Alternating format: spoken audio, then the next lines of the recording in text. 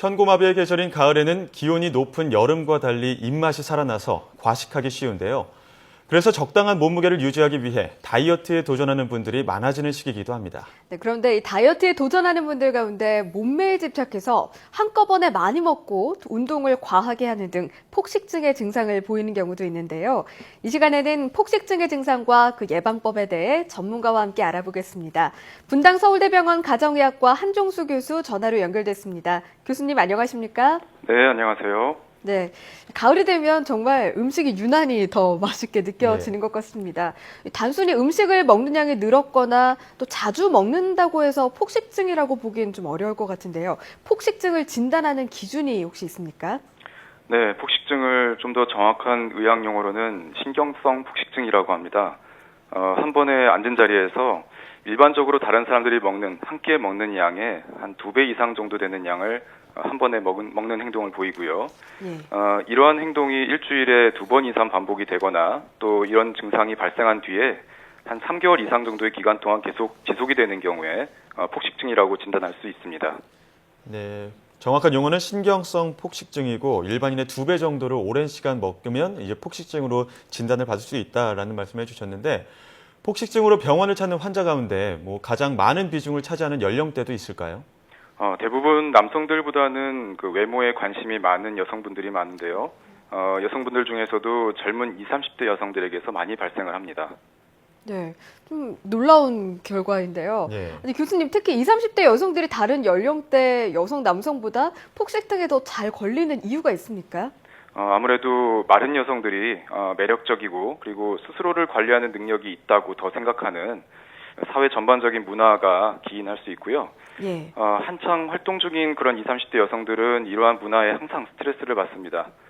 스트레스를 받으면서 먹는 것을 참다 보니까 그런 인내심이 결국에는 이제 한계에 다다르게 되면은 폭식으로 이어질 수 있는 거죠. 예. 이렇다면 그 폭식증을 조절하는 것도 쉽지가 않을 것 같은데 치료는 어떻게 진행이 될까요? 폭식증은 물론 회복될 수 있습니다. 이런 폭식증 환자분들의 특징을 먼저 살펴볼 필요가 있는데요. 일단 폭식증 환자들은 자신감이 없고 또 몸무게가 어느 정도 나가는지에 상관없이 스스로 항상 뚱뚱하다고 여깁니다.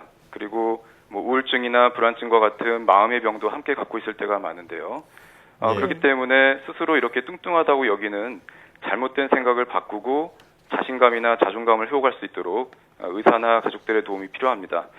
이 과정에서 저희가 만약에 꾸짖거나 질책을 하면은 오히려 증상이 더 악화될 수 있고요.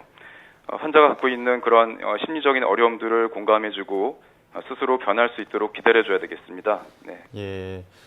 어쨌든 이런 게 신체적인 질환이 아니기 때문에 폭식증에 걸렸다가 또 정상으로 돌아왔다가 그리고 다시 폭식증으로 재발하는 가능성도 있는지도 궁금한데요. 네, 맞습니다. 치료를 통해서 증상이 이제 좋아진 경우에도 대략 한 3분의 1 정도에서는 스트레스를 많이 받거나 하는 그런 상황에 따라서 또 재발하는 경우도 많기 때문에 주의를 요할 수 있죠.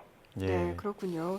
요즘에는 그런데 10대들이 화장도 많이 하는 것처럼 20, 30대 젊은 여성뿐 아니라 한창 예민한 사춘기 학생들도 외모에 대한 고민을 참 많이 하고 있는데요. 혹시 학생들 사이에서도 무리한 다이어트라거나 또 몸무게에 대해서 비관하다가 어린 나이에 폭식증으로 빠지는 경우도 있을 것 같은데 실제로 어떻습니까? 네, 맞습니다. 사춘기를 질풍노도의 시기라고 하죠. 그래서 스스로에 대한 존재감이나 자존감이 막 형성이 되고 있는 시기인데요. 이런 예민한 시기에 날씬한 것을 강요하는 그런 사회 전반적인 분위기 영향을 받다 보면은 아무래도 폭식증에 빠질 수 있는 그런 경향이 높습니다. 예. 또 폭식증을 초기에 치료하려면 증상을 제대로 알아야 될 것 같은데요. 아까도 말씀해 주셨지만 일반 식사량의 2배 정도 먹으면 폭식증의 증상이 될 수 있다라는 말씀을 해주셨는데 대표적인 증상에 또 어떤 것들이 있을까요? 평소에는 먹는 것에 대해서 죄책감을 항상 갖고 있습니다. 그래서 다른 사람들 앞에서는 먹는 행동을 억제를 하다가 다른 사람들이 안 볼 때 침실이나 화장실 등에 숨어서 한꺼번에 그런 많은 양을 먹기도 하고요. 그리고 이제 이렇게 충동적으로 폭식을 한 다음에 곧바로 또 후회를 하거나 죄책감을 느끼기 때문에 손가락을 목구멍에 넣어서 구토를 하거나 또는 관장약을 복용한다든지 해서 들어온 음식들을 몸 밖으로 곧바로 내보내려고 하는 그런 이상한 행동들을 보이기도 합니다.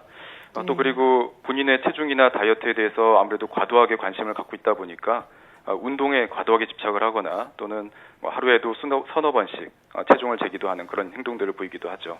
네, 말씀을 들으면서 참 뭐든지 적당한 게 좋다라는 생각이 드는데요. 교수님, 이 폭식증과 마찬가지로 반대를 의미하는 거식증에 걸린 환자들도 늘고 있는데 거식증은 어떤 질환입니까? 폭식증과 거식증은 서로 다른 질환이라고 의사들은 서로 구분을 하고 있습니다. 네. 거식증이 갖고 있는 차이점은요. 폭식을 하는 경우가 폭식증에 비해서는 상대적으로 좀 드문 편입니다. 그리고 이 폭식을 하게 되면은 폭식증에서처럼 구토를 하기도 하지만 대체로는 다른 사람들이 옆에 있든 없든 간에 상관없이 먹는 것 그 자체를 거부하는 것이 거식증이고요. 예. 그에 따른 결과로 이제 폭식증은 대부분 정상 체중인 경우가 많지만 이 거식증은 정상 이하의 저체중인 경우가 많습니다.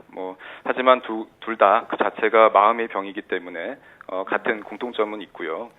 또 거식증 같은 경우에는 생명을 위협할 수 있는 또 심각한 질환이기도 합니다. 예, 둘 다 마음의 병인 건 마찬가지지만 거식증은 폭식증과 달리 아예 먹질 않는 그런 질환인 것 같은데요. 그렇다면 이 끝으로 폭식증과 거식증의 발생 원인이라든가 치료법 비슷하다고 볼 수 있을까요? 원인은 둘 다 체중이 늘어나는 것에 대해서 과도하게 두려움을 갖고 있기 때문입니다. 그래서 둘 다 올바르게 식사할 수 있게끔 식사 습관에 대한 교육도 필요하고요. 변화할 수 있게끔 인내를 갖고서 가족이나 의사가 기다려줘야 되겠습니다. 또 우울증이 함께 있을 경우에는 우울증에 대한 약물 치료를 하면은 효과적인 경우도 있고요. 예. 하지만 거식증 같은 경우에는 과도하게 체중이 낮아지기 때문에 생명을 위협할 수도 있어서 입원 치료를 해야 되는 경우도 많습니다. 네, 무엇보다 주위의 도움도 좀 많이 필요할 것 같습니다. 교수님, 그럼 끝으로 폭식증을 미리미리 생활 속에서 효과적으로 예방하는 방법 전해주시죠. 네, 폭식하는 상황을 좀 살펴보게 되면은 주변으로부터 스트레스를 과도하게 받는 경우가 많습니다. 그래서 미리 과도하게 받는 스트레스들을 조절하는 것도 중요하겠고요. 이를 조금 줄여서라도 스트레스를 줄인다든지 받은 스트레스를 풀 수 있는 본인만의 좀 건전한 방법을 찾아보는 것도 필요합니다. 그리고 이제 아무래도 불규칙하게 생활하시는 분들 같은 경우에는 이런 폭식이 더 심해질 수 있기 때문에 규칙적으로 자고 먹고 또 일한다든지 이런 규칙적인 생활을 유지하는 것도 중요합니다. 네, 이 폭식증 무엇보다 규칙적인 생활과 평소에 올바른 생활 습관으로 유지하는 게 중요하겠습니다. 네, 지금까지 분당 서울대병원 가정의학과 한종수 교수와 함께 이야기 나눴습니다. 교수님, 오늘 말씀 고맙습니다. 네, 감사합니다.